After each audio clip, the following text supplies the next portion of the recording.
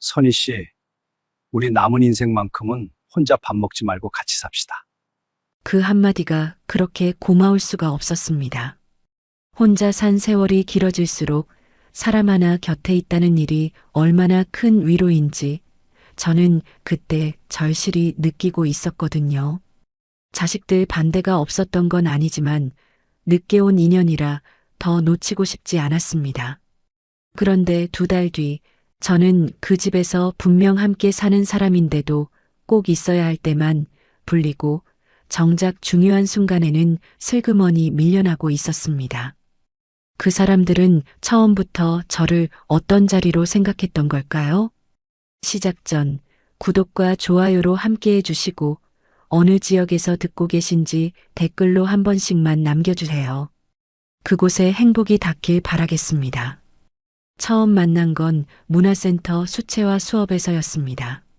저는 그때 뭔가를 배워야겠다는 생각보다는 집에만 있으면 하루가 너무 길어서 나간 거였어요. 수업이 끝나고 나면 어차피 빈 집으로 돌아가야 한다는 걸 알면서도 일단 나가는 것만으로도 오전이 채워지니까요. 그게 혼자 사는 사람들이 문화센터를 다니는 진짜 이유 아닐까 싶습니다. 배움이라기보다는 하루를 버티는 방법이요. 한진표 씨는 조용한 사람이었습니다. 말을 먼저 거는 편이 아니었고 수업 중에 잘못 칠하고 나서도 혼자 고개를 끄덕이고 다시 붓을 드는 사람이었어요. 저는 처음에 그 사람을 크게 눈여겨보지 않았습니다. 그냥 조용하고 반듯해 보이는 어른이다.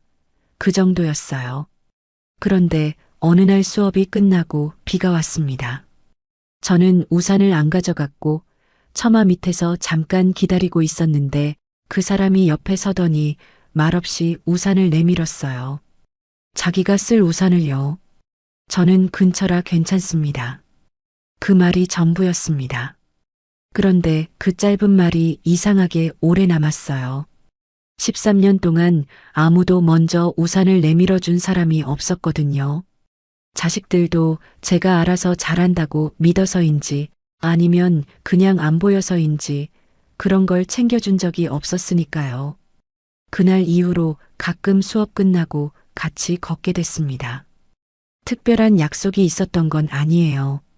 그냥 비슷한 방향이었고 걷는 속도가 비슷했고 두 사람 다 말이 없어도 어색하지 않았습니다. 그게 오히려 좋았어요. 나이가 들면 침묵을 채우려고 억지로 말하는 사람들이 힘들거든요. 진표 씨는 부인을 먼저 보냈습니다. 저보다 몇 해 더 혼자 살았다고 했어요. 자식이 1명 있는데 멀리 산다고 연락은 자주 오지만 얼굴은 잘 못 본다고 했습니다. 저도 비슷한 말을 했어요. 딸이 하나, 아들이 하나인데 각자 바쁘게 산다고요. 서로 비슷한 자리에 있다는 걸 알고 나니까 대화가 좀 더 자연스러워졌습니다. 그렇게 몇 달이 지났을 무렵 그 사람이 조심스럽게 말을 꺼냈습니다. 선희 씨, 저는 선희 씨 같은 분이 옆에 있으면 좋겠다고 생각했습니다. 저는 그 말을 듣고 한동안 아무 말도 못했어요.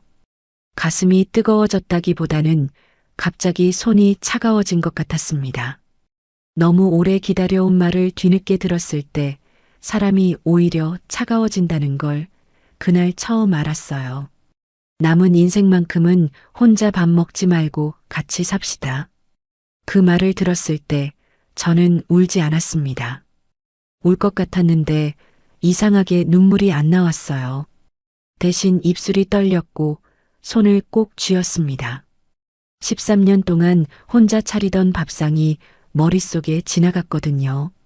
남는 반찬을 덜어놓고도 다 못 먹고 냉장고에 넣어두었다가 결국 버리던 그 밥들이요. 그래서 저는 그러겠다고 했습니다. 천천히 하지만 분명하게요. 문제는 자식들이었습니다.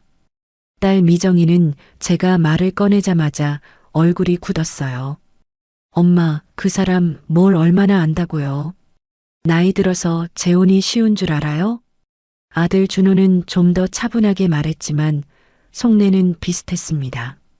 엄마가 결정하실 일이긴 한데 제대로 알아보긴 하셨어요? 자식도 있다면서요. 상대방 집사람들이랑 이야기는 해보셨어요?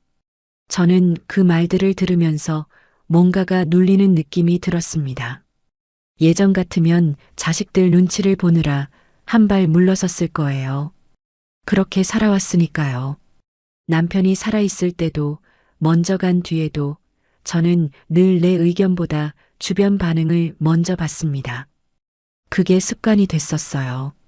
그런데 이번에는 달랐습니다. 어디서 나온 힘인지는 모르겠지만 이번만큼은 참지 않겠다는 생각이 들었어요. 잘못된 선택일 수도 있다는 걸 알면서도요. 65살이 되도록 제 선택으로 살아본 적이 없었는데 마지막이라도 한번 해보고 싶었습니다. 미정아, 엄마도 알아. 그냥 한 번만 엄마 믿어봐. 딸은 더 말을 잇지 않았습니다. 아들도요. 그게 찬성이 아니라는 걸 저도 알았지만 일단은 그걸로 넘어가기로 했습니다. 재혼은 조용하게 이루어졌습니다. 양쪽 자식들 몇 명이 자리를 함께했고 형식보다는 인사 자리에 가까웠어요. 진표 씨 쪽 자식은 먼 곳에 있어서 영상으로 얼굴을 비췄고 그쪽 조카라는 분이 대신 나왔습니다. 한수철이라는 사람이었는데 인사는 반듯하게 했지만 눈이 자꾸 제 쪽보다 다른 데를 향했어요. 그게 좀 마음에 걸리긴 했지만 그냥 낯을 가리나 보다 했습니다.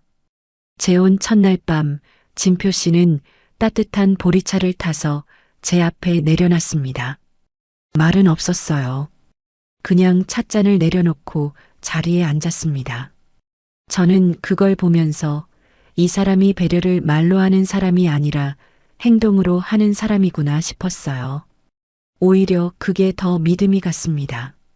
처음 몇 주는 조용하고 소박했습니다. 같이 장을 보고 저녁을 먹고 텔레비전을 보다 잠들었어요. 특별할 것 없는 노년의 하루였지만 저는 그게 좋았습니다. 특별함보다 평범함이 더 귀하다는 걸 혼자 살아본 사람은 알거든요. 진표 씨는 제 말을 잘 들어줬습니다. 이야기가 길어져도 중간에 끊지 않았고 제가 끝내고 나면 고개를 끄덕이거나 짧게 맞장구를 쳤어요. 그게 편했습니다. 13년 동안 제 말을 끝까지 들어주는 사람이 없었거든요. 자식들도 바쁘다고 끊기 일쑤였으니까요. 이 결혼은 잘 될 수도 있겠다는 생각이 들었습니다. 조심스럽게요. 기대보다는 안도에 가까운 감정이었어요. 그런데 그 안도가 채 2달을 못 갔습니다. 변화가 시작된 건 전화 한 통에서였습니다. 저녁을 막 치우고 설거지를 하고 있었는데 진표 씨 핸드폰이 울렸어요. 거실에서 받는 소리가 들렸는데 처음엔 평범한 통화인 줄 알았습니다. 그런데 목소리가 조금씩 낮아졌어요. 제가 문을 잠그고 나왔을 때 진표 씨는 핸드폰을 내려놓고 한동안 앉아 있었습니다. 누나가 쓰러졌다고 합니다. 한명자 씨요. 진표 씨 친누나이고 혼자 사는 분이라는 이야기는 들어 알고 있었습니다. 연락은 종종 하지만 자주 만나지는 않는다고 했었는데요. 그분이 집에서 쓰러져 지금 응급실로 갔다고 했습니다. 진표 씨는 바로 나가야 할 것 같다고 했습니다. 저도 같이 가겠다고 했어요. 가족이 생긴다는 건 그런 거라고 생각했으니까요. 기쁠 때만 같이 있는 게 가족이 아니라 이런 순간에도 같이 있는 거라고요. 그래서 저는 재킷을 챙겨 들고 신발을 신었습니다. 병원 응급실은 밝고 시끄러웠습니다. 여러 사람들이 오가는 사이로 저는 진표 씨 뒤를 따라 들어갔어요. 접수대에서 보호자 확인을 받고 잠시 기다리라는 말을 듣고 플라스틱 의자에 앉았습니다. 진표 씨는 자꾸 복도 쪽을 바라봤어요. 며칠 좀 같이 봐주면 안 될까요? 저 혼자는 힘들 것 같아서. 저는 괜찮다고 했습니다. 물론이라고요. 그때 저는 진짜로 괜찮다고 생각했습니다. 며칠 정도야 당연히 도와야지 그렇게 생각했어요. 그게 부부라는 거니까요. 그런데 그 며칠이 끝나지 않았습니다. 며칠이 일주일이 됐고 일주일이 2주가 됐습니다. 그리고 그 사이에 저는 아내가 아니라 완전히 다른 무언가가 되어 있었어요. 손이 떨렸어요. 병원 복도에 혼자 앉아서 제가 왜 여기 있는 건지 다시 생각해 보는데 손이 떨렸습니다. 그때 뭔가 잘못됐다는 걸 처음 느꼈습니다. 아직 뭐가 잘못됐는지는 몰랐지만요. 처음 며칠은 정말 잠깐이면 끝날 줄 알았습니다. 응급실에서 일반 병실로 옮겨지고 검사 결과가 나오고 치료 방향이 정해지면 그 다음부터는 병원 쪽에서 알아서 돌아가는 줄 알았거든요. 저는 그냥 며칠 옆에서 거들다가 돌아오면 되는 줄 알았습니다. 그렇게 생각했어요. 그런데 병원이라는 곳은 보호자가 없으면 아무것도 안 돌아가는 곳이었습니다. 의사가 설명을 할 때도, 검사 동의서를 받을 때도, 식사 보조가 필요할 때도 전부 보호자를 불렀어요. 그리고 그 보호자가 저였습니다. 처음 이틀은 진표 씨도 같이 있었습니다. 낮에는 둘이 번갈아 가며 병실을 지켰고 밤에는 제가 먼저 들어가 쉬고 진표 씨가 남았어요. 그런데 사흘째 되던 날 진표 씨가 아무래도 집에 좀 다녀와야겠다고 했습니다. 챙겨야 할 것들이 있다고요. 저는 그러라고 했습니다. 잠깐이면 되겠지 싶었으니까요. 그 잠깐이 하루가 됐습니다. 하루가 이틀이 됐습니다. 진표 씨는 낮에 한 번씩 병원에 얼굴을 비쳤지만 오래 있지는 않았어요. 조카한테 연락해뒀다. 곧 올 거다. 그 말만 하고 또 나갔습니다. 저는 그 말을 들으면서도 별말 하지 않았어요. 가족 일인데 내가 뭐라고 하겠나 싶었거든요. 아직은 그렇게 생각했습니다. 한명자 씨는 생각보다 상태가 좋지 않았습니다. 뇌 쪽에 문제가 생겼다고 했어요. 당장 생명이 위험한 건 아니지만 회복에 시간이 걸리고 재활이 필요하다고 했습니다. 의사 선생님이 보호자에게 설명을 드리겠다며 저를 불렀을 때 저는 잠깐 망설였어요. 제가 보호자가 맞나 하고요. 그런데 병실에 진표 씨도 없고 다른 가족도 없었으니까 제가 따라 들어갔습니다. 설명은 길었습니다. 치료 계획이며 앞으로의 재활 방향이며 퇴원 이후 돌봄 방식까지요. 저는 그걸 다 듣고 나서야 이게 단순히 며칠 옆에 있어주는 일이 아니라는 걸 알았습니다. 숨이 막혔어요. 이건 내가 짊어질 일이 아닌데 하는 생각이 올라왔지만 그 자리에서는 아무 말도 못했습니다. 그냥 고개를 끄덕이고 나왔어요. 병실로 돌아오니 한명자 씨가 저를 바라봤습니다. 말을 잘 못하는 상태였는데 눈은 또렷했어요. 그 눈빛이 고마움인지 당연함인지 저는 그때 잘 읽지 못했습니다. 지금 생각해보면 당연함에 더 가까웠던 것 같기도 합니다. 그런데 그때는 몰랐어요. 저는 식판을 들고 밥을 떠드렸습니다. 손을 잘 못 쓰시니까 제가 다 해드려야 했거든요. 숟가락에 밥을 얹고 국을 조금 적셔서 천천히 드셨는지 확인하고 그걸 한 끼, 두 끼, 세 끼 반복했습니다. 며칠이 그렇게 지났습니다. 이상하다고 느끼기 시작한 건 병원 연락이 전부 제 번호로 오기 시작했을 때였습니다. 처음엔 진표 씨 번호로 가다가 어느 순간부터 제 핸드폰이 울렸어요. 검사 결과 나왔다고, 보호자분 오실 수 있냐고, 주치의 선생님이 상담 원하신다고. 그 연락이 전부 저한테 왔습니다. 진표 씨한테 말했더니 당신이 거기 있으니까 그쪽으로 가는 거 아니겠냐고 했어요. 그 말이 틀린 말은 아니었지만 뭔가 이상했습니다. 보호자 연락처가 제 번호로 바뀌어 있었거든요. 누가 바꿨는지는 몰랐지만요. 그러고 나서 얼마 지나지 않아 간병 문제가 나왔습니다. 전문 간병인을 쓸 건지 아니면 가족이 돌볼 건지를 결정해야 한다고 했어요. 저는 이건 진표 씨와 얘기해서 결정해야 할 문제라고 생각하고 연락을 했습니다. 진표 씨는 전화를 받더니 잠깐 생각하다가 이렇게 말했어요. 당신이 거기 있으니까 당신이 판단해서 해요. 나는 믿으니까. 믿는다는 말이 왜 그렇게 무거웠는지 모르겠습니다. 믿는다는 말로 결정을 제 어깨에 얹어버린 거잖아요. 저는 그걸 그때는 배려로 받아들였습니다. 저를 믿어서 맡기는 거라고요. 그게 아니었는데 결국 전문 간병인을 부르기로 했습니다. 비용 문제가 있었지만 그건 나중에 정리하면 된다고 진표 씨가 말했어요. 저는 그 말을 믿고 일단 간병인을 연결했습니다. 그런데 며칠 뒤 간병인이 저한테 직접 연락을 했습니다. 비용을 어떻게 처리하면 되냐고요. 저는 그게 진표 씨한테 가야 할 연락이라고 했는데 간병인은 보호자분한테 여쭤보라고 해서 연락드린 거라고 했습니다. 보호자, 그게 저였습니다. 언제부터인지도 모르게 저는 완전히 보호자가 되어 있었어요. 그 무렵부터 시가 식구들이 나타나기 시작했습니다. 나타난다는 표현이 맞아요.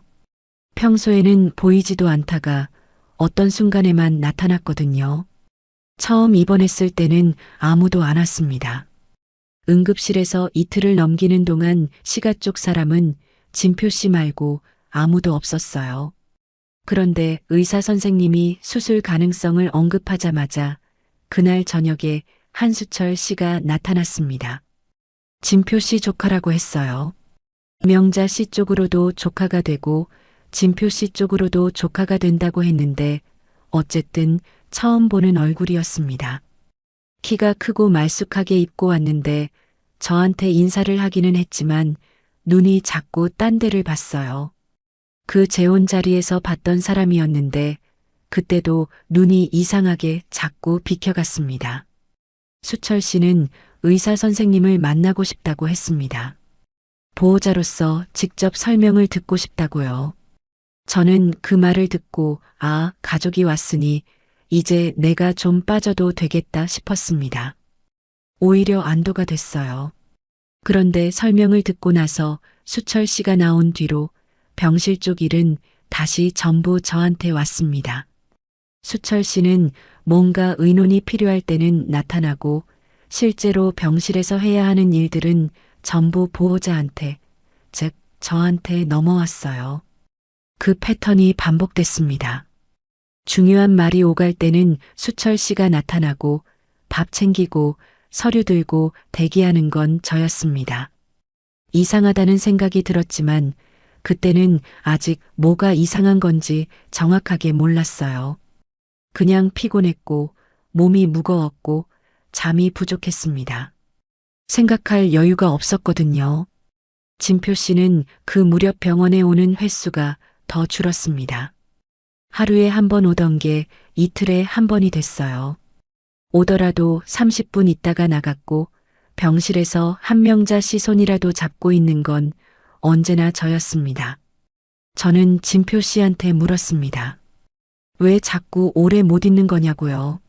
몸이 좀 안 좋아서요. 나이가 있으니까. 그 말은 거짓이 아닐 수도 있었습니다. 그런데 이상하게 믿어지지 않았어요. 왜인지는 모르겠지만 그 말이 몸 안으로 그냥 흘러내려갔습니다. 흡수가 안 됐어요. 그날 밤 저는 병실 옆 보호자 대기 공간에 혼자 앉아 있었습니다. 가족분들 힘드시겠다고 간호사 선생님이 지나가며 말을 건넸어요. 저는 네 하고 웃었습니다. 그런데 그 가족이라는 단어가 자꾸 머릿속에서 맴돌았어요. 저는 가족인가요? 그 집 가족인가요?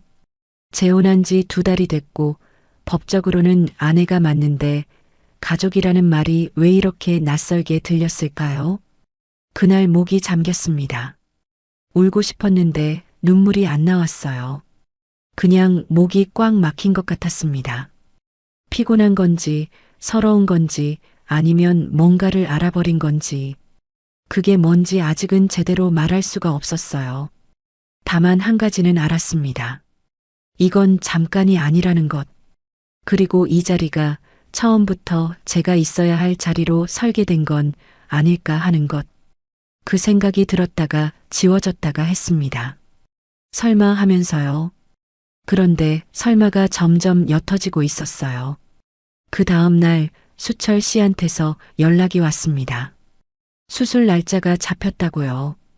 그리고 이런 말을 덧붙였습니다. 숙모님이 보호자 서류를 준비해 두시면 될 것 같아요. 수술 동의서 같은 거요. 숙모님, 저를 부르는 말이 그거였습니다. 그런데 그 다음 날 수철 씨가 직접 병원에 와서 의료진을 만날 때는 저는 그 자리에 없었어요. 부르지 않았거든요. 서류는 제가 하고 자리는 수철 씨가 채웠습니다. 그게 반복됐습니다. 그리고 저는 그게 반복된다는 걸 이제는 알아차리고 있었습니다. 손이 차가워졌어요. 병원 복도 플라스틱 의자에 앉아서 손을 꼭 쥐었습니다. 뭔가가 분명해지고 있었거든요. 아직 말로 꺼낼 수는 없었지만요. 그때쯤 되니까 하루가 어떻게 돌아가는지 몸이 먼저 알았습니다. 아침 6시쯤 눈이 떠졌어요. 자명종이 없어도요. 병원에 며칠 있다 보면 그렇게 됩니다. 몸이 알아서 맞춰지거든요. 눈을 뜨면 먼저 핸드폰을 받습니다. 밤사이 병실에서 연락이 온 게 있는지요. 없으면 다행이고 있으면 일단 읽고 나서 일어났어요. 세수하고 병원 편의점에서 뭔가 하나 사서 먹고 병실로 들어가는 게 하루의 시작이었습니다. 한명자 씨는 아침에 눈을 뜨면 저를 찾았어요. 간호사를 부르는 게 아니라 저를요. 눈빛으로 부르는 거라 말은 없었지만 그 눈이 저를 향해 있다는 건 알 수 있었습니다. 처음엔 그게 가엾었어요. 혼자 사시다가 쓰러지셔서 얼마나 무서우셨을까 그런 마음이요. 그래서 더 열심히 했습니다. 아침 세수도 도와드리고 식사도 챙겨드리고 물리치료 시간이 되면 휠체어 밀어서 모셔다 드리고요. 그런데 어느 순간부터 그 눈빛이 달라 보였습니다. 가엾음이 아니라 당연함 같은 게 섞이기 시작했어요. 제가 조금 늦게 들어가면 문 쪽을 바라보고 계셨는데 기다리는 거라기보다 재촉하는 것 같았습니다. 아, 이분은 이게 당연한 거라고 생각하시는구나. 그걸 깨달았을 때 뭔가가 조금 꺾이는 느낌이 들었어요. 마음 한쪽이 살짝 내려앉는 것 같았습니다. 병원 생활이 2주를 넘어가면서 저는 제 생활이 완전히 사라졌다는 걸 알았습니다. 집에 돌아가는 건 이틀에 한 번이었어요. 그것도 씻고 옷 갈아입고 다시 나오는 수준이었습니다. 제 냉장고에 있던 것들은 다 상했을 거고 화분에 물도 제대로 못 줬을 거고 제가 다니던 문화센터 수업은 이미 몇 번을 빠진 상태였어요. 그런데 그걸 누군가한테 말한 적이 없었습니다. 말할 데가 없었거든요. 진표 씨한테 말을 꺼냈어요. 어느 날 진표 씨가 병원에 잠깐 들렀다가 나가려는 걸 붙잡고요. 여보, 나도 이제 슬슬 좀 교대가 됐으면 좋겠어요. 내 몸도 한계가 있으니까. 진표 씨는 잠깐 저를 봤습니다. 뭔가 말하려다 멈추는 것 같았어요. 조금만 더요. 누나가 안정이 되면 그때 정리하게. 지금은 당신밖에 없어요. 당신밖에 없다는 말이요. 그 말이 처음엔 제가 필요한 사람이라는 말로 들렸습니다. 그런데 나중에 돌이켜보니까 그 말은 당신 말고는 아무도 이 일을 할 사람이 없다는 뜻이었어요. 제가 특별해서가 아니라 부려먹기에 제가 가장 가까이 있었던 거였습니다.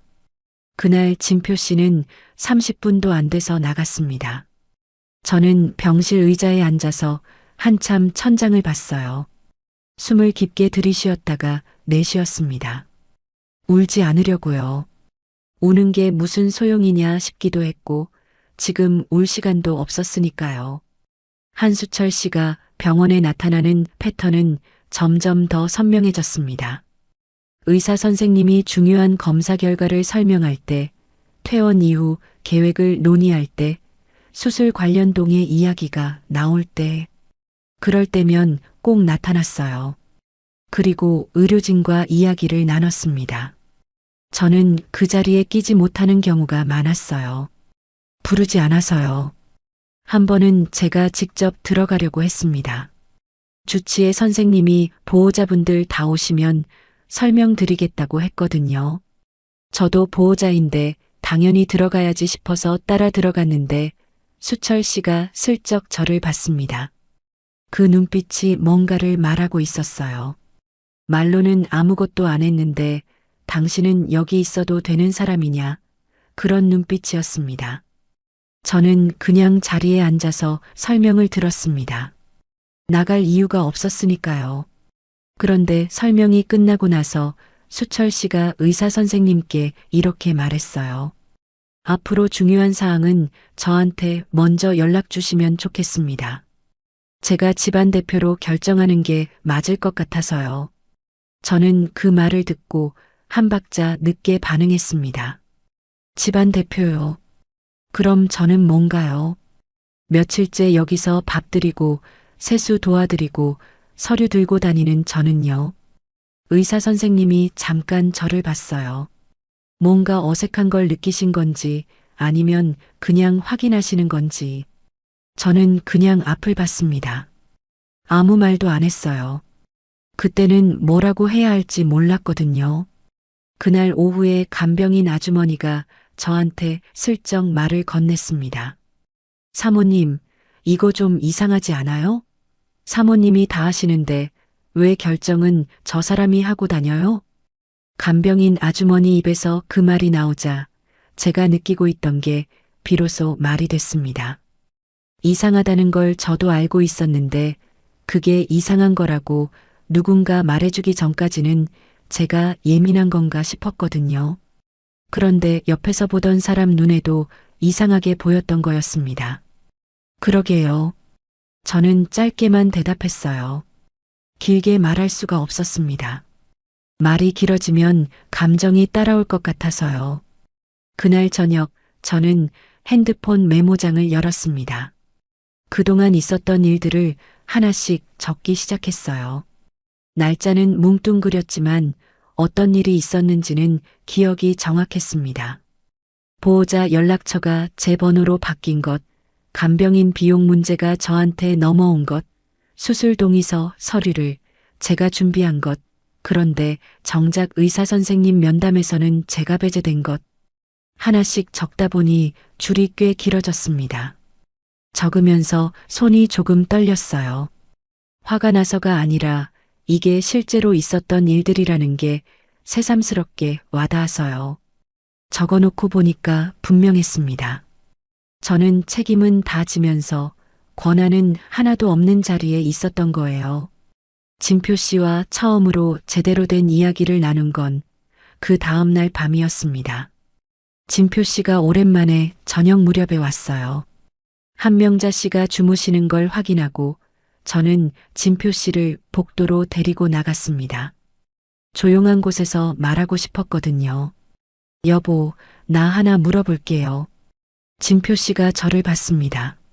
수술 동의서는 내가 준비했고 간병인 연결도 내가 했고 병원 연락도 다 내한테 오는데 정작 의사 선생님 면담은 왜 나를 안 부르는 거예요?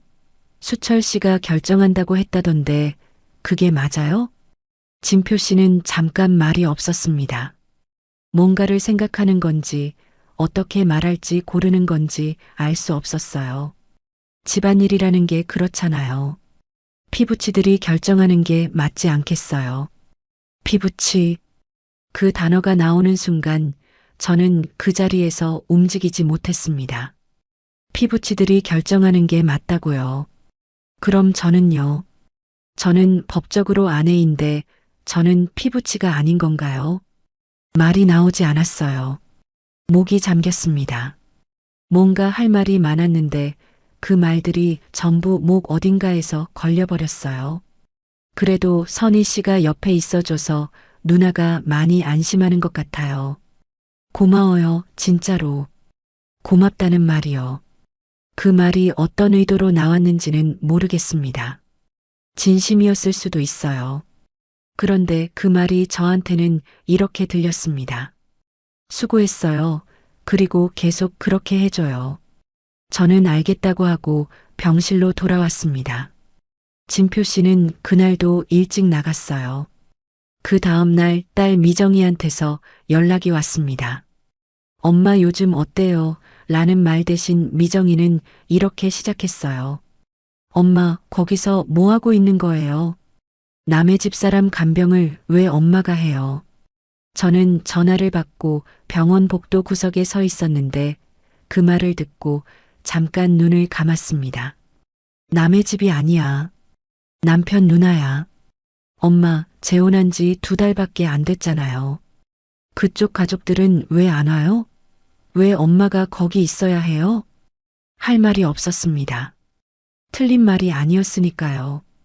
그런데 딸한테 그 말을 듣는 게 이상하게 더 서러웠어요. 위로가 아니라 질책처럼 들렸거든요. 일단 끊자. 나중에 얘기해. 전화를 끊고 나서 한참 그 자리에 서 있었습니다. 병원 복도는 늘 그렇듯이 밝고 시끄러웠어요. 사람들이 지나가고 카트 소리가 나고 어디선가 의료기기 소리가 들렸습니다. 저만 그 소음 안에서 멈춰 있는 것 같았어요. 그때 저는 결심했습니다. 말로 결심한 게 아니라 몸이 먼저 결심했어요. 이제 그냥 당하고 있지는 않겠다는 거요. 뭘 할 건지는 아직 몰랐습니다. 그런데 이대로는 안 된다는 건 이제 분명했습니다. 저는 핸드폰을 꺼내서 메모장을 다시 열었습니다. 그리고 그날 있었던 일들을 또 적기 시작했어요. 진표 씨가 한 말, 수철 씨가 의사 선생님께 한 말, 제 번호로 온 연락들, 그것들을 하나씩 정리했습니다. 손이 더 이상 떨리지 않았어요. 그날은 아침부터 분위기가 달랐습니다. 병실에 들어갔더니 한명자 씨가 평소보다 더 초조해 보였어요. 눈을 자꾸 문 쪽으로 돌렸고 손가락을 이불 위에서 가만히 두지 못했습니다. 무슨 일이 있는 건지 물어봤지만 말을 잘 못하시니까 표정으로만 짐작할 수밖에 없었어요. 간호사 선생님한테 여쭤봤더니 오늘 오전에 수술 전 최종 보호자 면담이 있다고 했습니다. 그리고 오후에 수술 날짜를 확정 짓는다고요. 저는 그 말을 듣고 진표 씨한테 연락했습니다. 오늘 중요한 면담이 있으니 오전에 와달라고요. 진표 씨는 알겠다고 했습니다. 수철 씨한테도 연락이 갔는지는 몰랐지만 중요한 날이니까 다 모이겠거니 했어요. 오전 10시쯤 됐을까요? 복도 쪽이 갑자기 시끄러워졌습니다. 수철 씨가 왔고 그 옆에 처음 보는 중년 여성이 함께였어요. 나중에 알고 보니 수철 씨 누나라고 했습니다. 그리고 진표 씨도 왔어요. 셋이 복도에서 먼저 무언가 이야기를 나눴는데 저는 병실 안에 있었기 때문에 무슨 말인지 들리지 않았습니다. 잠시 후 간호사 선생님이 병실로 오셔서 보호자분들 다 오셨으면 면담실로 오시면 된다고 했어요. 저는 자리에서 일어났습니다. 당연히 제가 가야 할 자리라고 생각했거든요. 그런데 복도로 나오니까 수철 씨가 저를 봤습니다. 숙모님은 여기 계셔도 됩니다. 짧은 말이었습니다. 아주 짧았어요. 그런데 그 말이 얼마나 많은 걸 담고 있었는지 저는 그 자리에서 바로 알았습니다. 여기 계셔도 된다는 건 들어오지 않아도 된다는 말이었습니다. 아니, 들어오지 말라는 말이었어요. 나는 이 결정의 자리에 당신 자리를 만들지 않겠다는 말이요. 저는 한 발짝 멈췄습니다. 수철 씨 옆에 있던 그 여성은 저를 한번 훑어보더니 시선을 돌렸어요. 진표 씨는 제 눈을 보지 못했습니다. 복도 바닥 어딘가를 보고 있었어요. 저도 보호자 아닌가요? 목소리가 생각보다 차분하게 나왔습니다. 떨릴 줄 알았는데 이상하게 단단했어요. 수철 씨가 잠깐 저를 봤다가 눈을 비켰습니다. 가족 면담이라서요. 가족. 그 단어를 그 사람이 쓰는 방식이 저를 가족에서 빼는 방식이었습니다. 저는 그 순간 더 말을 잇지 않았어요. 뭔가를 더 말하면 제 목소리가 흔들릴 것 같았거든요. 그래서 그냥 자리에 있었습니다. 면담실 문이 닫혔어요. 저는 복도에 혼자 남았습니다. 얼마나 서 있었는지 모르겠습니다. 복도 의자에 앉지도 않고 그냥 서 있었어요. 지나가는 사람들이 있었고 카트 소리가 났고 어디선가 아이 우는 소리가 들렸습니다. 병원은 늘 그렇게 돌아갔어요. 제가 서 있든 말든 상관없이요. 면담이 끝나고 나서 수철 씨가 먼저 나왔습니다. 표정이 좋았어요. 무언가 결정이 된 사람의 얼굴이었습니다. 저를 보더니 짧게 말했어요. 수술은 다음 주 초로 잡았습니다. 숙모님은 수술 당일 아침에 오셔서 환자분 챙겨주시면 됩니다. 챙겨주시면 됩니다. 그 말이요. 결정은 자기들이 하고 챙기는 건 저한테 맡기는 거였습니다. 저는 그 말을 듣고 속에서 뭔가가 올라오는 걸 느꼈어요. 화라고 하기엔 너무 조용했고 슬픔이라고 하기엔 너무 단단했습니다. 그냥 차갑게 내려앉는 느낌이었어요. 수철 씨, 잠깐요. 제가 불렀습니다. 수철 씨가 멈춰서 돌아봤어요.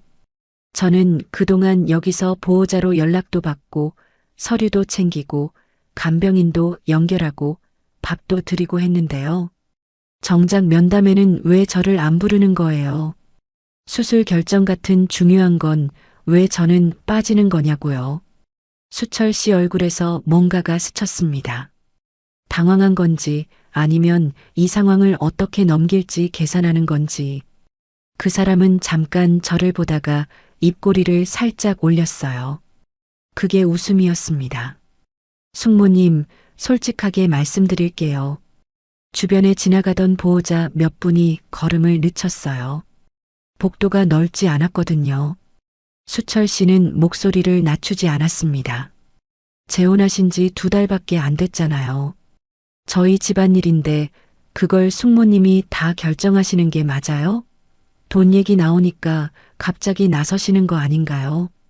돈 얘기 나오니까 본색 나온다는 말을 저한테 한 겁니다. 사람들이 있는 복도에서요. 저는 그 말을 듣고 그 자리에 못 박힌 것처럼 서 있었습니다. 발이 안 움직였어요. 뭔가 말을 해야 하는데 말이 올라오질 않았습니다. 숨을 쉬어야 하는데 숨이 어디로 가는지 몰랐어요. 주변 시선이 느껴졌습니다. 지나가던 분들이 멈춰서 이쪽을 보는 게 느껴졌어요. 간호사 선생님 한 분이 멀리서 이쪽을 주시하고 있었고요. 그 시선들이 전부 저한테 꽂히는 것 같았습니다. 저는 진표 씨를 봤습니다. 진표 씨는 수철 씨 옆에 서 있었어요. 제 눈이 진표 씨 눈과 마주쳤습니다. 제발 뭐라고 해줘요. 눈으로 그 말을 했습니다.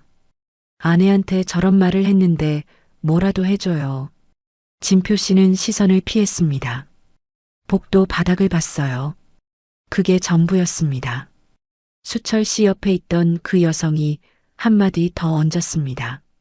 저희 어머니 수발은 열심히 들어주셔서 감사한데요. 집안 결정은 저희가 알아서 할게요. 감사하다는 말이요. 그 말이 어떻게 들렸는지 아세요? 수고비 드릴게요. 그 말이랑 같았습니다. 저는 그 집 아내가 아니라 일을 잘해준 외부인 취급이었어요. 목이 꽉 막혔습니다.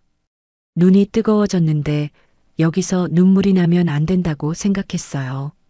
눈물을 보이면 지는 거라는 게 아니라 지금 이 상황에서 제가 흔들리면 저 사람들이 그걸 원하는 대로 이용할 것 같았거든요. 그래서 이를 꽉 깨물었습니다. 숨을 한번 크게 들이쉬고 저는 말했습니다. 알겠습니다. 그 2글자만 하고 돌아섰어요. 더 말하지 않았습니다. 그게 최선이었어요.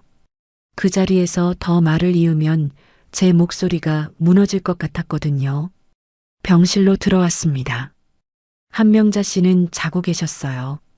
저는 침대 옆 보호자 의자에 앉아서 손을 무릎 위에 올려놓고 그냥 있었습니다. 한참 동안 그렇게 있었어요. 그날 저녁 딸 미정이한테서 또 연락이 왔습니다. 이번엔 문자였어요. 엄마, 나 병원 근처 지나가다가 잠깐 들렀다 할게요. 그 문자를 보고 저는 잠깐 안도했습니다. 딸이 오는구나 싶어서요. 그런데 미정이가 병원에 도착하고 나서 복도에서 나눈 이야기가 저를 더 외롭게 만들었습니다. 엄마, 진짜로 이제 그만 나와요. 왜 거기서 그러고 있어요? 그 사람들이 엄마를 뭐로 보는 거예요? 저는 그 말에 할 말이 없었습니다. 틀린 말이 아니었으니까요. 엄마가 괜히 그런 집에 들어가 고생하는 거라고. 괜히 그런 집에 들어갔다는 말이요. 그 말이 위로인지 질책인지 모르겠더라고요. 딸은 저를 걱정하는 건데 왜 그 말이 저한테 칼처럼 들어왔는지 아마 제가 이미 너무 지쳐 있어서 그랬던 것 같습니다. 어떤 말도 부드럽게 받을 여력이 없었거든요. 미정아, 엄마 잠깐만 혼자 있을게. 딸을 먼저 보냈습니다. 미정이는 뭔가 더 말하려다가 멈추고 나갔어요. 엘리베이터 문이 닫히는 걸 보면서 저는 다시 혼자가 됐습니다. 아들 준호한테서는 그날 밤 전화가 왔습니다. 준호는 목소리가 조심스러웠어요. 엄마 괜찮아요? 라고 먼저 물었습니다. 저는 괜찮다고 했어요. 괜찮지 않았지만요. 엄마, 나는 엄마 편이야. 근데 솔직히 말하면 엄마가 지금 너무 깊이 들어간 것 같아서 걱정돼요. 그 사람들이랑 엮이면 엮일수록 엄마만 손해야. 엄마 편이라는 말을 하면서도 그 말의 결론은 엄마가 알아서 빠져나오라는 거였습니다. 도와주겠다는 말은 없었어요. 같이 해결하자는 말도요. 그냥 조심하라는 말이었습니다. 전화를 끊고 나서 저는 처음으로 눈물이 났습니다. 병원 화장실에서요. 거울 앞에 서서 물을 틀어놓고 울었어요. 소리는 안 냈습니다. 그냥 눈에서 물이 흘렀어요. 근데 이상한 건 울면서도 머릿속이 이상하게 맑았습니다. 슬픔이 저를 무너뜨리는 게 아니라 오히려 뭔가를 정리해 주는 것 같았어요. 재혼 2달 만이었습니다. 저는 남편 집안 병원 복도에서 사람들 앞에 모욕을 당했고 남편은 제 편을 들지 못했고 자식들도 제각각의 이유로 저를 외롭게 했습니다. 그리고 저는 그 모든 걸 혼자 버텼어요. 거울 속 제 얼굴을 봤습니다. 많이 지쳐 보였어요. 그런데 눈빛은 달랐습니다. 꺼지지 않았어요. 오히려 뭔가가 그 안에서 단단하게 자리를 잡고 있는 것 같았습니다. 저는 물로 얼굴을 닦았습니다. 그리고 화장실 문을 열고 나왔어요. 이대로 끝낼 수는 없었습니다. 당하고 끝나는 건 제 방식이 아니었어요. 오래 참아온 사람이라고 해서 끝까지 참기만 하는 사람은 아니거든요. 저는 그걸 그날 처음 제대로 알았습니다. 핸드폰을 꺼냈습니다. 메모장을 열었어요. 그동안 적어두었던 것들을 다시 읽었습니다. 그리고 빠진 게 없는지 확인하기 시작했어요. 준비할 게 있었습니다. 조용하지만 분명하게요. 그날 밤 화장실에서 나오면서 저는 한 가지를 결심했습니다. 더 이상 상황이 정리되기를 기다리지 않겠다는 거였어요. 누군가 먼저 미안하다고 하거나 진표 씨가 제 편을 들어주거나 수철 씨가 스스로 선을 넘었다는 걸 깨닫거나 그런 일은 기다려도 오지 않는다는 걸 이제는 알았으니까요. 기다리는 사람한테 오는 건 더 긴 기다림뿐이더라고요. 병실로 돌아오니 한명자 씨는 여전히 자고 계셨습니다. 간병인 아주머니가 조용히 자리를 지키고 있었고 병실 안은 의료기기 소리만 낮게 깔려 있었어요. 저는 보호자 의자에 앉아서 핸드폰을 꺼냈습니다. 메모장을 열었어요. 그동안 적어두었던 것들이 꽤 됐습니다. 보호자 연락처가 제 번호로 바뀐 것, 간병인 연결과 비용 문제가 저한테 넘어온 것, 수술 동의서 서류를 제가 준비한 것, 면담 자리에서 제가 배제된 것, 그리고 복도에서 수철 씨한테 들은 말까지요. 하나씩 읽어 내려가다 보니 이게 우연이 아니라는 게 더 분명해졌습니다. 흐트러진 것들이 아니라 방향이 있었어요. 전부 같은 방향을 가리키고 있었습니다. 저를 부려먹되 저한테 권한은 주지 않는 방향이요. 다음 날 아침부터 저는 움직이기 시작했습니다. 먼저 그동안 병원에서 온 문자들을 전부 캡처해서 별도로 저장했어요. 검사 결과 나왔다는 것, 보호자 확인 요청, 간병인 비용 안내, 약제 수령 요청, 전부 제 번호로 온 것들이었습니다. 날짜가 찍혀 있었고 내용이 명확했어요. 이것들은 제가 이 병원에서 보호자 역할을 해왔다는 걸 보여주는 것들이었습니다. 그 다음엔 간병인 아주머니한테 조심스럽게 부탁을 드렸어요. 제가 여기서 어떤 일들을 해왔는지 그분 눈에 보이는 걸 사실대로 말씀해 주실 수 있냐고요. 아주머니는 잠깐 저를 보더니 고개를 끄덕였습니다. 제가 여기 온 뒤로 사모님이 안 계신 날이 없었어요. 밥도 다 사모님이 챙기셨고 연락도 다 사모님한테 갔고요. 저야 뭐 본대로 말씀드리면 되죠. 그 말이 고마웠습니다. 단단한 것 하나가 생긴 느낌이었어요. 그런데 제가 진짜 준비한 건 따로 있었습니다. 진표 씨와 나눈 통화 중에 제가 녹음해 둔 것들이 있었거든요. 처음부터 녹음할 생각으로 한 건 아니었어요. 그냥 통화하면서 손이 자연스럽게 녹음 버튼을 눌렀던 거였는데 돌이켜보면 그게 제 안에서 이미 뭔가를 감지하고 있었던 것 같습니다. 그 중에서 가장 또렷한 게 하나 있었습니다. 제가 힘들다고 말했을 때 진표 씨가 한 말이요. 당신이 좀 맡아주면 된다. 나는 몸이 안 좋으니까 당신밖에 없어. 그 목소리가 녹음 파일 안에 있었습니다. 저는 그걸 여러 번 들었어요. 들을 때마다 이상하게 감정이 가라앉았습니다. 화가 나야 할 것 같은데 오히려 차가워졌어요. 이걸 쓸 수도 있겠다는 생각이 들어서 그랬던 것 같습니다. 저는 그 파일을 따로 정리해 두었습니다. 파일 이름도 적어두고 날짜도 메모해 뒀어요.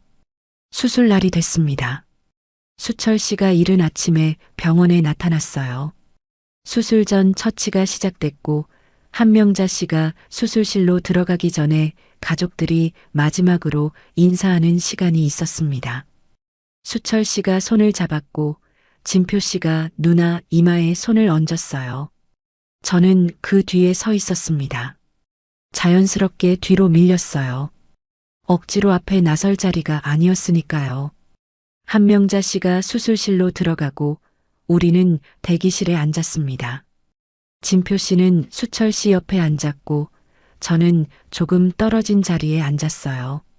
누가 정한 게 아니었는데 그렇게 됐습니다. 그 간격이 많은 걸 말해주고 있었어요. 수술은 몇 시간이 걸렸습니다. 그 시간 동안 수철 씨와 진표 씨는 서로 낮은 목소리로 이야기를 나눴어요. 저는 그 대화에 끼지 않았습니다. 핸드폰을 보거나 눈을 감거나 복도를 걷거나 했어요. 대기실 자판기에서 따뜻한 걸 하나 뽑아다가 진표 씨한테 내밀었는데 진표 씨는 고맙다고 하면서도 눈을 제대로 보지 않았습니다. 수철 씨는 제가 내민 것 하나 없었어요. 굳이 줄 이유를 못 찾겠더라고요. 수술이 끝나고 의사 선생님이 대기실로 나오셨습니다. 잘 됐다고 했어요. 경과를 지켜봐야 하지만 수술 자체는 문제없이 끝났다고요. 저는 그 말을 듣고 안도했습니다. 사람이 다쳐 있는 건 제 감정과 별개로 걱정이 됐거든요. 그 마음만큼은 진짜였어요. 의사 선생님이 이후 회복 과정에 대해 설명을 시작하셨는데 수철 씨가 자연스럽게 앞으로 나섰습니다. 저는 그 뒤에 서 있었어요. 설명을 들으면서 메모를 했습니다. 그냥 습관처럼요. 그런데 설명 중에 의사 선생님이 잠깐 저를 보셨어요. 보호자분이시죠? 수술 전 서류 처리해 주신 분 맞으시죠? 수철 씨가 살짝 굳었습니다. 의사 선생님은 저한테 직접 말씀을 이어가셨어요. 회복 이후 재활 과정, 퇴원 후 돌봄 계획, 다음 외래 일정. 그걸 저한테 설명하셨습니다. 수철 씨가 끼어들려 했지만 의사 선생님은 자연스럽게 저한테 계속 말씀하셨어요. 아마 병원 기록에 보호자로 등록된 사람이 저였기 때문이었을 거예요. 그게 그 순간엔 작은 것처럼 보였지만 저한테는 중요했습니다. 기록이 말을 하고 있었으니까요. 그날 오후 저는 병원 사회복지사 선생님을 찾아갔습니다. 병원 상담 창구가 있다는 건 안내문에서 봤어요. 입원 환자 가족 상담이라고 적혀 있었는데 처음엔 그냥 지나쳤다가 이날은 발이 그쪽으로 향했습니다. 사회복지사 선생님은 젊은 분이었어요. 조용하고 차분한 분이었는데 제 이야기를 끝까지 들어주셨습니다. 저는 처음부터 설명했어요.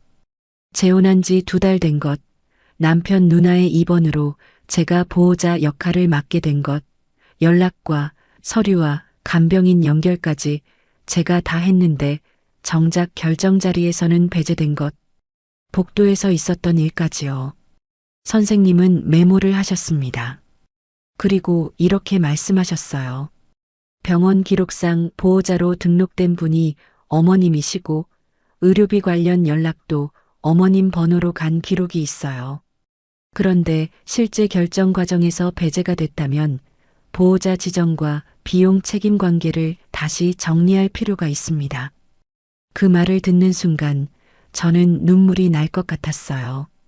슬퍼서가 아니라 처음으로 누군가 제 말을 듣고 제 상황을 제대로 읽어줬기 때문에요. 그게 그렇게 오래 걸렸습니다. 선생님은 관련 부서에 확인 후 보호자 지정 방식과 비용 처리 경로를 다시 검토하겠다고 하셨어요. 그리고 필요하다면 가족 간 갈등 관련 상담도 연결해 드릴 수 있다고 하셨습니다. 저는 감사합니다. 라고 했어요. 목소리가 조금 잠겼지만 흔들리지는 않았습니다. 다음 날이었습니다. 수철 씨가 병원에 왔는데 병원 측에서 수철 씨한테 먼저 연락을 한 모양이었어요. 보호자 지정과 비용 처리 문제를 다시 확인해야 한다고요. 수철 씨 표정이 굳어 있었습니다. 저를 보는 눈빛이 어제와 달랐어요. 뭔가를 알아채린 눈빛이었습니다. 숙모님이 병원 쪽에 뭔가 말씀하셨어요? 저는 그 말을 듣고 잠깐 수철 씨를 봤습니다. 보호자로서 당연한 절차를 밟은 거예요. 짧게만 말했어요. 더 설명하지 않았습니다. 설명할 이유가 없었거든요. 수철 씨는 뭔가 더 말하려다가 멈췄습니다. 병원 측에서 부르는 소리가 났고 수철 씨는 그쪽으로 걸어갔어요. 저는 그 뒷모습을 보면서 한 번도 안 봤습니다. 볼 필요가 없었어요. 그날 저녁 진표 씨가 왔습니다. 표정이 좋지 않았어요. 수철 씨한테 연락을 받은 것 같았습니다. 저한테 왜 그랬냐는 말이 나올 것 같았는데 진표 씨는 의외로 한동안 말을 안 했어요. 복도 벤치에 나란히 앉아서 한참 침묵이 있었습니다. 그러다가 진표 씨가 먼저 입을 열었어요. 선희 씨, 내가 좀 무심했던 것 같아요. 무심했다는 말이요. 저는 그 말을 듣고 뭔가를 기다렸습니다. 그 다음 말이 있겠지, 미안하다는 말이 있겠지 싶어서요. 그래도 가족 일이라는 게 그렇잖아요. 선희 씨가 좀 이해해줘야지. 이해해줘야 한다는 말로 끝났습니다. 사과인지 변명인지 모를 말이었어요. 저는 그 말을 듣고 옆을 봤습니다. 진표 씨 옆 얼굴이 보였어요. 나이 든 사람의 얼굴이었습니다. 그런데 그 얼굴에서 저는 아무것도 느끼지 못했어요. 따뜻함도 안도감도요. 처음 우산을 내밀던 그 사람이 이 사람이 맞나 싶었습니다. 그 우산이 배려였는지 아니면 그냥 습관이었는지 이제는 알 수 없었어요. 저는 아무 말도 하지 않았습니다. 그냥 앞을 봤어요. 병원 복도 끝이 보였습니다. 복도는 언제나 저렇게 끝이 있고 저는 언제나 그 복도 어딘가에 서 있었어요. 그날 밤 저는 변호사 사무실을 검색했습니다. 이혼 상담이라고 적혀 있는 곳들이요. 손가락이 멈추지 않았어요. 참는 게 가정을 지키는 일이 아니라는 걸 그때 처음으로 제대로 알았습니다. 한명자 씨가 태어나던 날 저는 병원에 가지 않았습니다. 처음으로요. 입원한 날부터 그날까지 제가 빠진 날이 하루도 없었는데 퇴원하는 날만큼은 가지 않았어요. 전날 밤에 결정했습니다. 가야 할 이유를 찾으려고 했는데 찾을 수가 없었거든요. 아니, 정확하게는 이렇게 말해야겠습니다. 더 이상 제가 거기 있을 이유를 만들고 싶지 않았습니다. 진표 씨한테 문자를 보냈어요. 오늘은 몸이 좋지 않아서 못 가겠다고요. 거짓말이었습니다. 몸은 괜찮았어요. 다만 마음이 이미 다른 결정을 하고 있었고 그 결정을 흔들고 싶지 않았습니다. 병원에 가면 또 무언가를 챙기게 되고 또 버티게 되고 또 한 번 더 기다려보자는 마음이 생길 것 같았거든요. 그 마음이 싫었어요. 진표 씨는 답장을 보냈습니다. 알겠다고요. 그게 전부였어요. 괜찮냐는 말도 쉬라는 말도 없었습니다. 그 짧은 답장이 오히려 저한테는 분명한 말처럼 들렸어요. 이 사람이 저한테 어느 만큼인지를 그 두 글자가 말해주는 것 같았습니다. 그날 저는 집에서 혼자 있었습니다. 오랜만에 제 집이었어요. 병원에 다니는 동안 집이 낯설어졌더라고요. 현관문을 열고 들어서는데 공기가 무거웠습니다. 오래 환기를 못한 집 특유의 냄새가 났어요. 화분은 반쯤 시들어 있었고 싱크대에는 제가 급하게 나가던 날 그대로 컵이 하나 놓여 있었습니다. 저는 창문을 열었습니다. 바람이 들어왔어요. 시든 화분에 물을 줬어요. 살아날지 모르겠지만 일단 줬습니다. 싱크대 컵을 씻었고 냉장고를 열었다가 닫았어요. 뭔가를 해야 한다는 게 아니라 그냥 이 공간이 다시 제 공간이라는 걸 확인하고 싶었던 것 같습니다. 냉장고 앞에 서서 한참 있었어요. 뭘 먹을지 생각하는 게 아니라 그냥 서 있었습니다. 그러다가 갑자기 눈물이 났어요. 아까도 울었고 어제도 울었는데 또 났습니다. 이번엔 멈추지 않고 그냥 뒀어요. 병원 화장실에서처럼 참지 않았습니다. 냉장고 앞에 서서 그냥 울었어요. 얼마나 울었는지 모르겠습니다. 한참 울고 나니까 오히려 속이 가벼워졌어요. 뭔가 결정이 된 것 같은 느낌이었습니다. 눈물이 마지막 망설임을 데리고 나간 것 같았어요. 저는 세수를 하고 따뜻한 물을 끓여서 차를 마셨습니다. 그리고 핸드폰을 들고 저장해둔 변호사 사무실 번호를 눌렀어요. 변호사 사무실은 조용한 곳이었습니다. 상담을 예약하고 며칠 뒤에 찾아갔어요. 저보다 젊은 여성 변호사 선생님이었는데 말씀이 차분하고 명확했습니다. 저는 처음부터 끝까지 다 말씀드렸어요. 재혼한 경위, 2달 동안 있었던 일들, 병원에서의 일, 복도에서 들은 말, 녹취 파일, 문자 기록까지요. 변호사 선생님이 자료들을 보셨습니다. 녹취 파일을 들으시더니 잠깐 멈추셨어요. 당신이 좀 맡아주면 된다. 이 부분이요. 이건 명확한 역할 위임 발언이고 보호자 등록 기록이랑 연결하면 충분히 의미 있는 자료가 됩니다. 충분히 의미 있다는 말이요. 저는 그 말을 듣고 손을 꼭 쥐었습니다. 제가 모은 것들이 그냥 분한 마음에 긁어 모은 게 아니라 실제로 쓸 수 있는 것들이라는 게 확인됐거든요. 변호사 선생님은 이혼 사유와 절차에 대해 설명해 주셨어요. 재혼한 지 얼마 안 됐기 때문에 재산 분할 문제는 단순하다고 했습니다. 다만 혼인 기간 중 제가 부담한 비용들, 간병인 연결 과정에서 제 이름으로 처리된 것들은 따로 정리해서 청구할 수 있다고 하셨어요. 저는 그 설명을 들으면서 메모를 했습니다. 손이 떨리지 않았어요.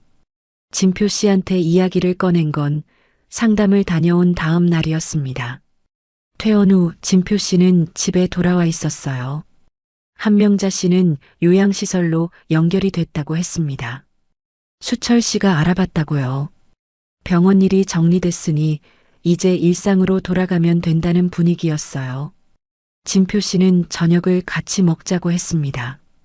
저는 밥을 차리면서 생각했어요. 어떻게 말을 꺼낼까? 어떤 순서로 해야 할까? 그런데 막상 밥상 앞에 앉고 나니까 복잡하게 생각할 것도 없었습니다. 그냥 말하면 됐어요. 여보, 나 할 말이 있어요.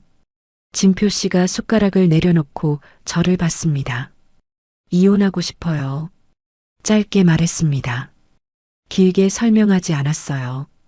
이미 제 안에서는 충분히 긴 이야기를 해왔으니까요. 진표 씨 표정이 굳었습니다. 한동안 아무 말이 없었어요. 그러다가 나온 말이 이거였습니다.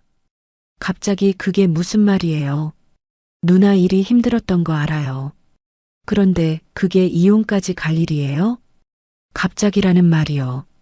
저한테는 갑자기가 아니었는데, 2달 동안 쌓인 게 갑자기가 아니었는데, 그 사람한테는 갑자기였던 거예요. 그게 또 많은 걸 말해주는 것 같았습니다. 가족 일인데 그 정도도 못해주냐고 할 거 알아요. 나까지 곤란하게 만들지 말라고 할 거도 알고요. 진표 씨가 입을 열었다가 다시 다물었습니다. 제가 먼저 말했거든요. 그 사람이 할 말을 제가 먼저 해버리니까 뭘 더 꺼낼 수가 없었던 것 같아요. 여보, 나는 2달 동안 거기 있으면서 한 번도 아내 대접을 못 받았어요. 보호자 서류는 내 이름으로 하고 간병인 비용 연락은 내한테 오고 밥 드리고 세수 도와드리는 건 내가 하는데 중요한 결정 자리에는 내가 없었어요. 사람들 앞에서 돈 얘기 나오니까 본색 나온다는 말도 들었고요. 그때 당신이 내 편을 들어줬나요? 진표 씨는 시선을 내렸습니다. 그건 수철이가 좀 심했던 거고 내가 나중에 얘기하려고 했는데 나중에요. 그 말이 나왔습니다. 나중에 얘기하려고 했다는 게 지금까지 안 했다는 거잖아요. 퇴원하고 며칠이 지났는데 그 말이 없었다는 건 나중이 올 생각이 없었다는 거예요. 여보, 나는 당신이 내 편인 줄 알았어요. 남은 인생 혼자 밥 먹지 말자고 했을 때 나는 진짜로 믿었거든요. 목이 잠길 것 같았지만 참았습니다. 이건 울면서 할 말이 아니었으니까요. 그런데 당신은 내가 필요했던 게 아니라 내가 해줄 수 있는 게 필요했던 것 같아요. 진표 씨는 아무 말도 하지 않았습니다. 반박하지 않았어요. 그게 인정인지 할 말이 없는 건지는 모르겠지만 침묵이 어떤 말보다 분명할 때가 있더라고요. 이혼 절차는 생각보다 조용하게 진행됐습니다. 진표 씨는 처음엔 다시 생각해 보자고 했어요. 며칠 지나면서 변호사를 선임했다는 걸 알게 됐고 그 다음부터는 더 이상 붙잡지 않았습니다. 어쩌면 그 사람도 어딘가에서는 이미 알고 있었던 것 같아요. 이 결혼이 처음부터 균형이 맞지 않았다는 걸요. 간병 기간 중 제 이름으로 처리된 비용들은 변호사 선생님을 통해 정리했습니다. 크지 않은 금액이었지만 그게 중요한 게 아니었어요. 제가 한 일들이 기록으로 남고 그게 제대로 처리된다는 것 자체가 중요했습니다. 아무것도 아닌 사람이 아니었다는 걸 확인하는 것 같았거든요. 재혼한 지 2달 만에 협의 이혼 서류에 도장을 찍었습니다. 법원 복도에서 서류를 받아드는데 손이 차가웠어요. 그런데 떨리지는 않았습니다. 무거웠지만 흔들리지는 않았어요. 그게 제가 할 수 있는 가장 단단한 모습이었습니다. 딸 미정이와 아들 준호한테는 그날 저녁 연락했습니다. 미정이는 한동안 말이 없었어요. 그러다가 엄마 고생했다고 했습니다. 처음으로요. 그 말이 짧았지만 오래 남았습니다. 준호는 엄마가 결정한 거면 잘 된 거라고 했어요. 목소리가 조금 가라앉아 있었는데 걱정하는 거라는 걸 알았습니다. 두 아이 다 서툴렀지만 그 서투름이 이번엔 덜 아팠어요.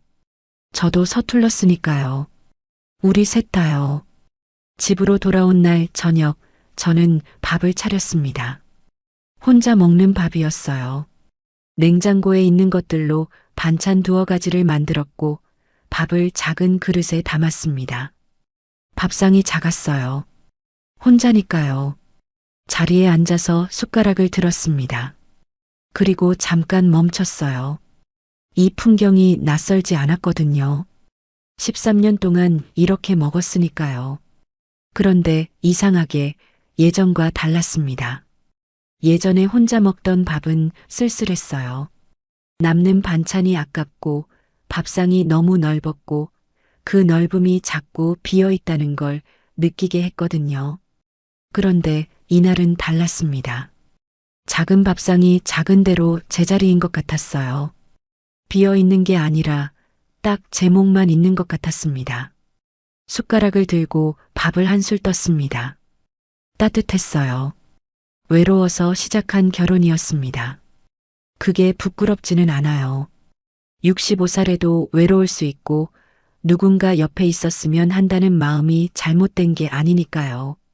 그 마음이 저를 그 결혼으로 데려간 건 사실이지만 그 마음 자체가 틀린 건 아니었습니다. 다만 저는 그 결혼에서 배운 게 있어요. 외로움을 채우려고 제 자리를 내주는 건 다른 일이라는 거요. 누군가 옆에 있고 싶다는 것과 내가 누군가를 위해 소모되는 것은 전혀 다른 일이었습니다. 저는 그 두 가지를 구분하지 못했었는데 병원 복도에서 혼자 서 있던 그 시간들이 그걸 가르쳐 줬어요. 힘들게 배웠지만 그래도 배웠습니다. 문화센터에 다시 나간 건 이혼하고 나서 얼마 지나지 않아서였습니다. 수채화 수업이었어요. 그 사람을 처음 만난 그 수업이요. 잠깐 망설였지만 그냥 갔습니다. 그 수업이 제 것이었는데 누군가 때문에 못 가는 건 말이 안 됐으니까요. 자리에 앉아서 붓을 들었습니다. 처음엔 손이 어색했어요. 한동안 쉬었더니 감이 좀 달랐거든요. 그런데 붓을 움직이면서 조금씩 돌아왔어요. 손이 기억하고 있었습니다. 한동안 쉬어도 손은 기억하더라고요. 그날 수업이 끝나고 혼자 걸어 나왔습니다. 비가 오지 않았어요. 우산이 필요 없었습니다. 저는 그냥 걸었어요. 천천히 제 속도로요. 제 인생까지 내줄 생각은 없었습니다. 그건 처음부터 그랬어요. 다만 그걸 좀 늦게 말했을 뿐이에요.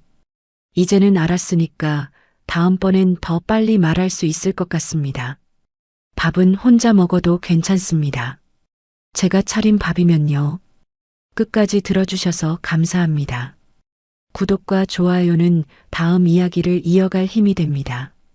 그리고 주인공에게 한 줄 응원을 댓글로 남겨주시면 그 마음까지 함께 전해두겠습니다.